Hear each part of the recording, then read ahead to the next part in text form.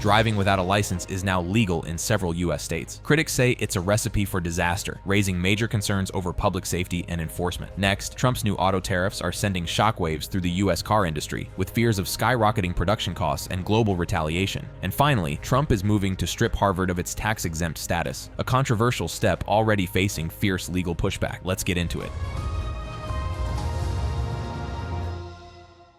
In a bizarre twist, recent changes to state laws have created new exceptions to driver's licensing requirements in certain states, though these are limited to specific vehicles and circumstances rather than applying to standard passenger cars. Research suggests you can drive golf carts without a standard driver's license in Arkansas, Pennsylvania, Texas, and Wyoming, each with specific conditions and limitations. This development represents a departure from traditional licensing requirements but remains narrowly focused on low-speed recreational vehicles. In Arkansas, golf carts can be operated without a license if permitted by the municipality, but only for travel between a residence and a golf course. They cannot be used on federal, state, or county highways, keeping these unlicensed drivers off major roadways. Pennsylvania allows unlicensed operation with age-based restrictions rather than licensing requirements. Drivers must be at least 12 years old for general road use and 16 years old if crossing highways, with no formal license needed beyond meeting these age thresholds. In Texas, no license is required for golf carts, which can be operated in master-planned communities on beaches and on roads with speed limits of 35 miles per hour or less. However, these vehicles must be equipped with safety features, including headlamps, tail lamps, reflectors, parking brakes, mirrors, and slow-moving vehicle emblems. Wyoming permits unlicensed golf cart driving solely for travel to and from golf courses, provided the vehicles meet specific criteria: at least 3 wheels, weighing less than 1,300 pounds unladen, a maximum speed of 15 miles per hour, and designed for golf equipment and up to 4 persons including the driver.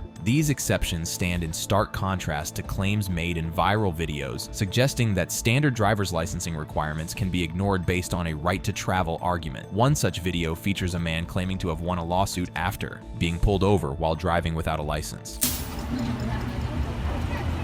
I don't go anywhere without this. This is my traffic book right here. And if you read down below, public servant officer, it pretty much says to him, when a cop pulls me over, you're losing potato chips. But when a cop pulls me over, the first thing I do is I ask him, what's your emergency and how may I assist you? And he's going to ask for my driver's license and insurance or whatever. The man in the video claims to have won $250,000 from Harris County after being jailed for driving without a license, citing Supreme Court cases to support his position. However, law enforcement consistently maintains that valid driver's licenses are required for operating motor vehicles on public roads. This was demonstrated in another video where a woman attempted to use similar arguments during a traffic stop in Gulf Breeze, Florida. Reason for that speed tonight? Where's the 35? Before you got off the bridge, and as soon as you came off the bridge, all this is 35. I was going 40, I thought. No. You got your license, registration, proof of insurance. You don't have to have a license to drive a car. Yes, you did. The woman was subsequently arrested and found to have an outstanding warrant for a similar previous incident. Police also discovered what appeared to be illegal substances in her vehicle during the arrest. While some states are exploring digital alternatives to physical licenses, research indicates that Arizona, Colorado, Maryland, Georgia, and Montana from September 1st, 2025 allow digital driver's licenses to replace physical cards. However, these are still valid licenses, not exemptions from licensing requirements. For learner's permits, all 50 states and Washington, D.C. require a supervising driver, typically at least 21 years old with a valid license, to be present in the vehicle. No state allows driving alone with only a learner's permit, though some allow limited exceptions for specific activities like driving to work or school, but still with supervision. These regulations reflect the continued importance of proper licensing and training for road safety, despite limited exceptions for specific low-speed vehicles in controlled environments. Up next, the U.S. auto industry is under pressure as Trump's new tariffs spark fears of rising costs and global retaliation. The U.S. automobile industry is experiencing significant disruption as it adapts to President Donald Trump's tariff policies, which include a 25% levy on imported automobiles and parts implemented in early 2025. Ford Motor Company has warned that these tariffs could cost it approximately $1.5 billion in adjusted earnings, leading the company to suspend its annual financial guidance. This represents just one example of the broader impact being felt across the industry as manufacturers grapple with dramatically altered altered cost structures and supply chains. The Center for Automotive Research estimates that the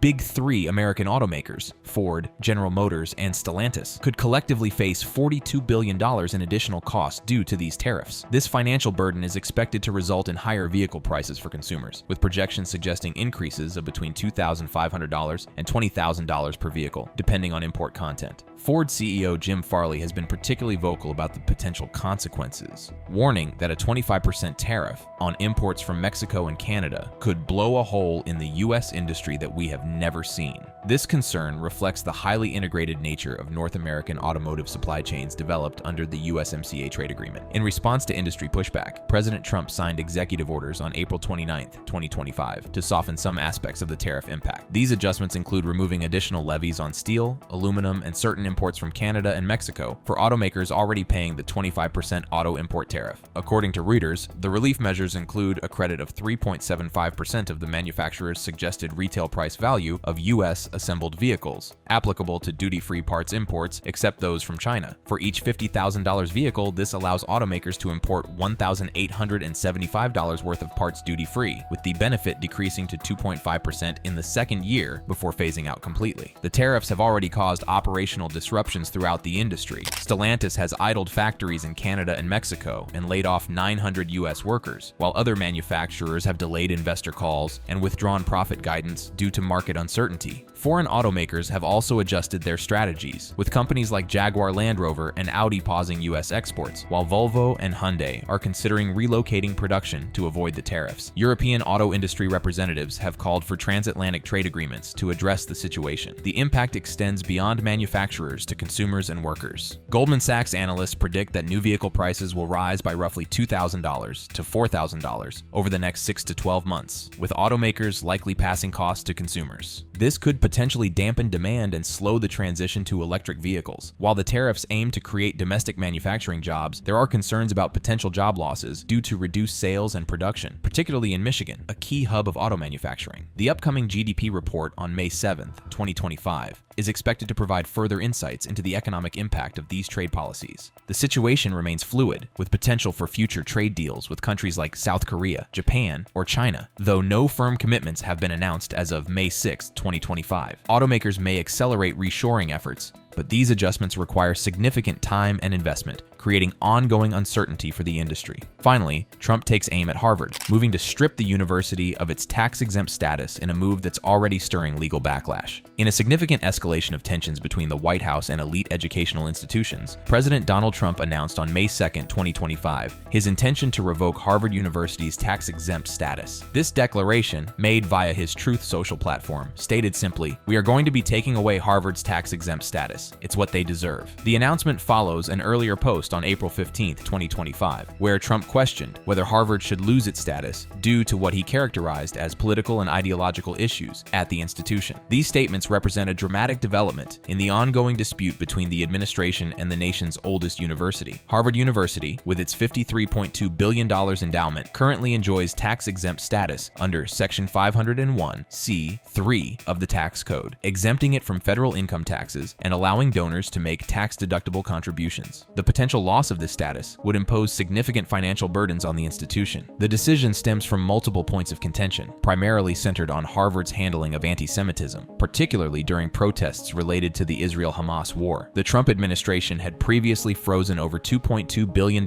in federal grants and $60 million in multi-year contracts to Harvard, demanding reforms including the elimination of diversity, equity, and inclusion programs, banning masks at protests, implementing merit-based hiring and admissions, turning over foreign students' discipline records, and reducing the key influence of activist faculty and administrators. Harvard has resisted these demands, arguing they infringe on its independence and constitutional rights, and has taken legal action against the administration over the funding freeze. The university claims there is no legal basis to rescind Harvard's tax-exempt status, and warns that such a move would harm its educational mission by reducing financial aid, halting medical research, and stifling innovation. Harvard President Alan Garber, in an interview with the Wall Street Journal, described the action legislation as highly illegal and destructive, noting it sends a dire message that political disagreements could threaten educational institutions. Legal experts have echoed these concerns, with some calling it a lawless action that could set a dangerous precedent for weaponizing the IRS against political opponents. The process of revoking tax-exempt status is complex and typically lengthy. U.S. law prohibits presidents from directly ordering IRS investigations, meaning any action must be independent. The IRS would need to notify Harvard and allow it to challenge any decision, likely resulting in prolonged litigation. Senate Democrats, led by Chuck Schumer, have urged the Treasury's acting inspector general to investigate potential illegal pressure on the IRS. House Democrats, including Representative